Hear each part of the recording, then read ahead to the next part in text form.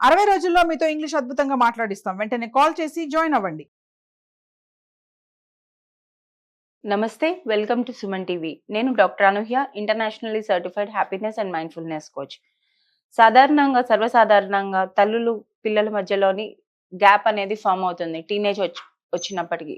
మనకి టీనేజ్ పిల్లల్ని ఎలాగా హ్యాండిల్ చేయాలో తెలియదు. చాలా ప్రాబ్లమ్స్ అనేవి ఫేస్ చేస్తూ ఉంటాము. వాటిని ఎలా మెరుగుపరుచుకోవచ్చు అనేది మనం ఇప్పుడు తెలుసుకుందాం. మొదటిగా పిల్లలతోని ఎలా సంభాషించాలి, వాళ్ళతోని ఎలా కమ్యూనికేట్ చేయాలి, టీనేజ్ పిల్లల నుంచి మనకి ఆన్సర్స్ రావాలి అంటే మనం ఎలాంటి క్వశ్చన్స్ అడగాలి అనేది తెలుసుకున్నాం. మీలో ఎవరైనా కూడా మీ టీనేజ్ పిల్లలు స్కూల్ నుంచి వచ్చినాక స్కూల్ ఎలా జరిగింది అని అడుగుతున్నారంటే అది వెంటనే ఆపేసేయండి. ఎందుకంటే అది కరెక్ట్ పద్ధతి కాదు. మనం అట్లా అడగడం వల్ల మనకి వచ్చే సమాధానం ఎట్లా ఉంటుందంటే బాగుంది లేదా సరే అని చెప్పి వెంటనే వాళ్ళ రూమ్ లోకి వెళ్ళి తలుపులు వేసేసుకోవటం ఇట్లాంటివి చేస్తూ ఉంటారు. ఇలా కాకుండా మనకి వాళ్ళ రోజు అనేది ఎలా గడిచింది అది తెలుసుకోవాలి అనుకుంటే మనం ఇంకా బెటర్ కమ్యూనికేషన్ వాళ్ళ నుంచి ఆన్సర్స్ ఎక్స్పెక్ట్ చేస్తున్నాము అంటే దానికి ఒక పద్ధతి ఉంది. మనం అడిగే ప్రశ్నలు కూడా చాలా క్లియర్గా క్లారిటీతోని ఉండాలన్నమాట. ఉదాహరణకి నీ రోజు ఇవాళ ఎలా ఉంది, స్కూల్లో ఏదైనా మంచి విషయాలు ఏమైనా జరిగినాయా అని అలాంటి క్వశ్చన్స్ అడగడం వల్ల, ఇలాంటి క్వశ్చన్ అడగడం వల్ల ఏమవుతుంది అంటే ఒకసారి వాళ్ళు రోజునంతటిని వాళ్ళు రిఫ్లెక్ట్ చేసుకుంటున్నారు.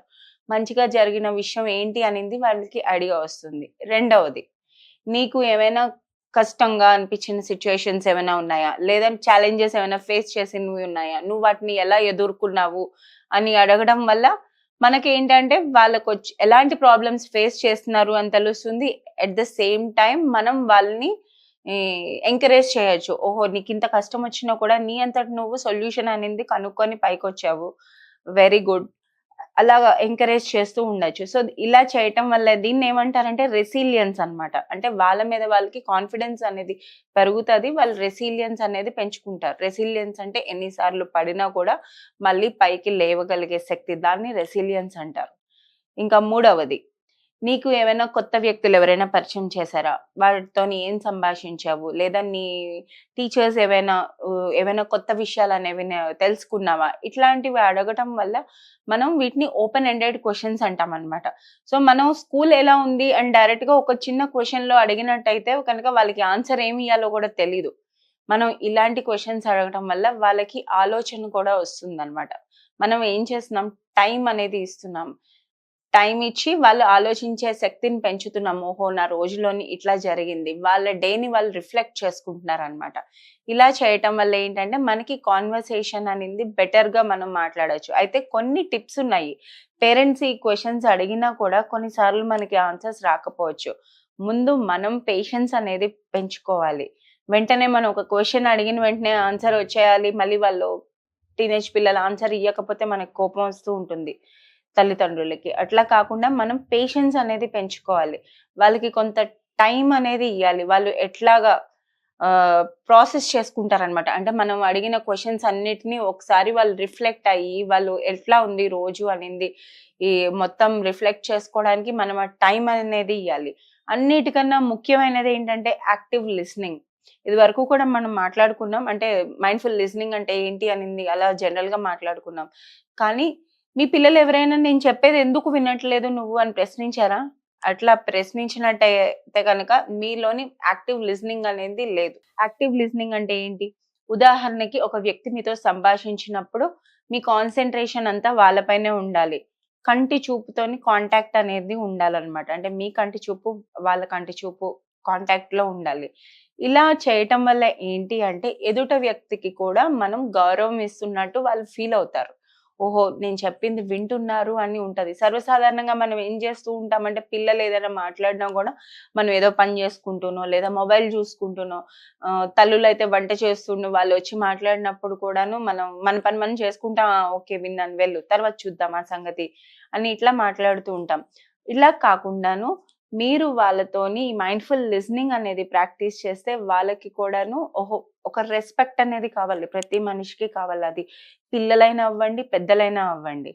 సో మనం ఎప్పుడైతే ఈ మైండ్ఫుల్ లిజనింగ్ అనేది పాటిస్తామో సో మనకి పిల్లలు అనేది కూడా మనం చెప్పేది వాళ్ళు వినిపించుకుంటారనమాట.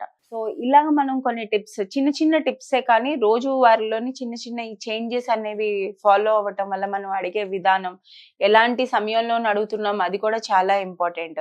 ఒక కామ్‌గా పీస్‌ఫుల్ స్టేట్‌లో వాళ్ళు ఉన్నప్పుడు, లేదా రాత్రి నిద్రపోయే ముందు అయినా, మీరు భోంచేసే సమయంలో అయినా, ఇట్లాంటి టైంలోని ఇలాంటి కాన్వర్సేషన్స్ అనేది చేయటం వల్ల మీరు ఏమవుతుంది వాళ్ళతోని కమ్యూనికేషన్ అనేది బాగా తెలుసుకోవచ్చు. అంటే వాళ్ళ స్నేహితులు కానీ ఏదైనా కూడాను.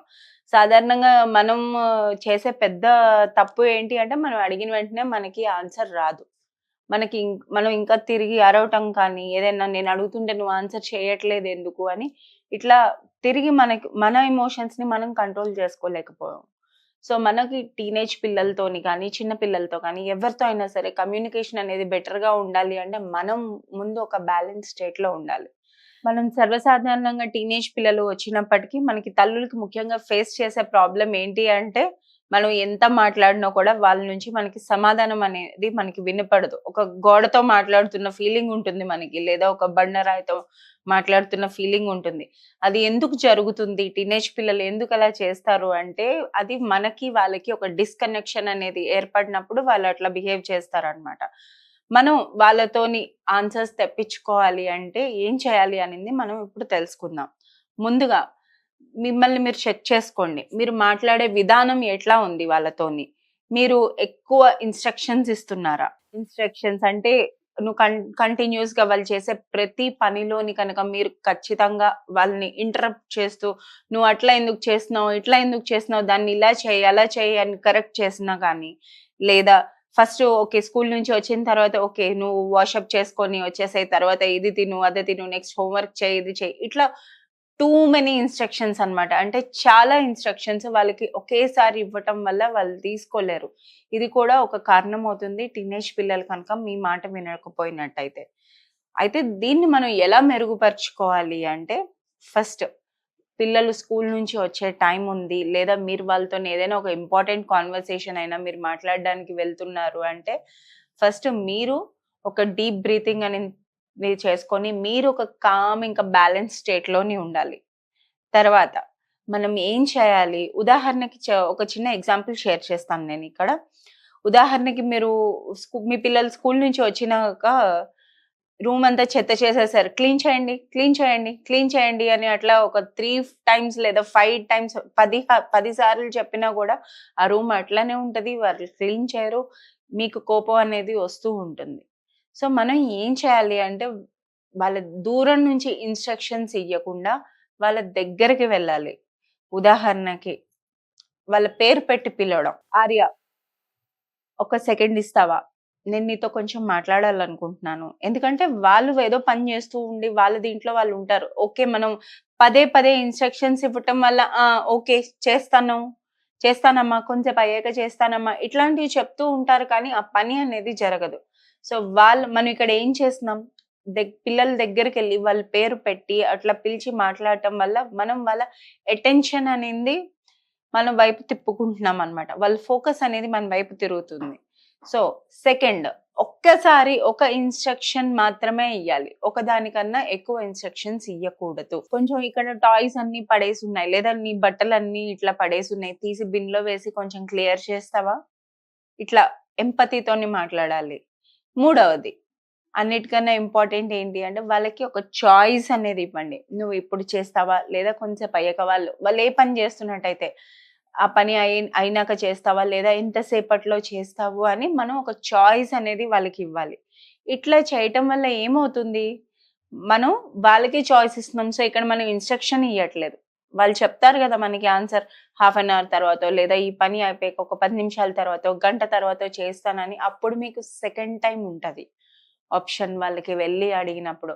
అప్పుడు మీరు వెళ్లి వాళ్ళతోని మాట్లాడి ఎందుకు చేయలేదు అని ఇక్కడ మనం ఏం చేస్తాం? మనం చెప్పిన మాట వాళ్ళు వినాలి అంటే ఆ బౌండరీ అనేది సెట్ చేసుకోవాలి మనం.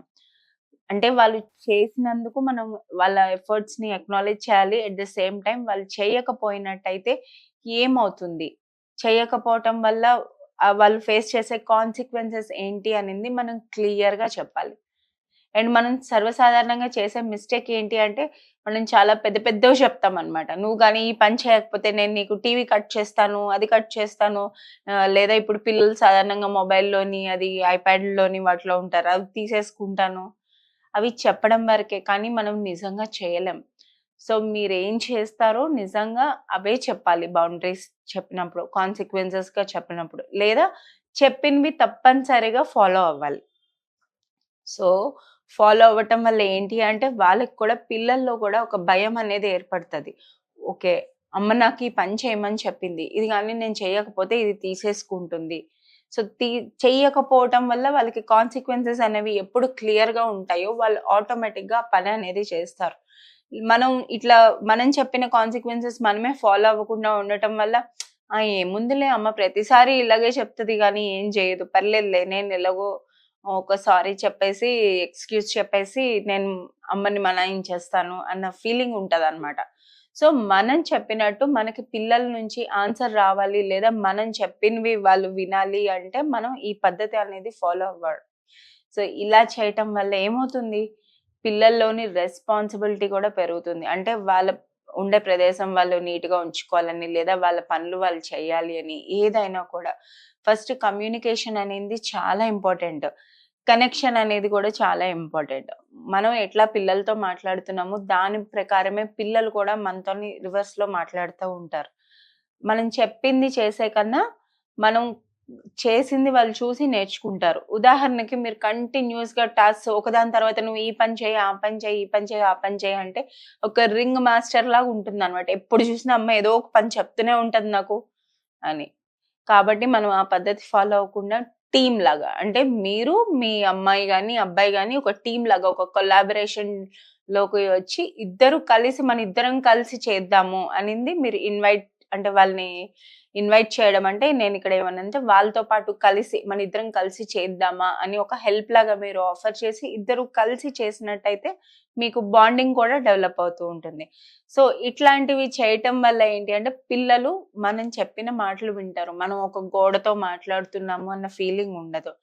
మనం ఇలా చేయటం వల్ల మనకి వాళ్ళకి మధ్య బాండింగ్ అనేది కూడా ఇంప్రూవ్ అవుతూ ఉంటుంది. సో ఎవరైనా కూడా తల్లులు ఇలాంటి ఈ ఇబ్బందులు గనుక ఫేస్ చేస్తున్నారు అంటే వాళ్ళు టీనేజ్ పిల్లలతోని కనెక్ట్ అవ్వలేకపోతున్నారు. ఎమోషనల్‌గా గానీ ఒక గ్యాప్ అనేది ఫార్మ్ అయింది. ఎలా మాట్లాడాలో తెలియట్లేదు. ప్రాబ్లమ్స్ ఫేస్ చేస్తున్నారు అంటే మీరు కింద ఉన్న ఈ నంబర్‌కి కాంటాక్ట్ చేయొచ్చు. సో అందులోని మనం మీకు ఫర్దర్ డీటెయిల్స్ అనేవి తెలుస్తాయి.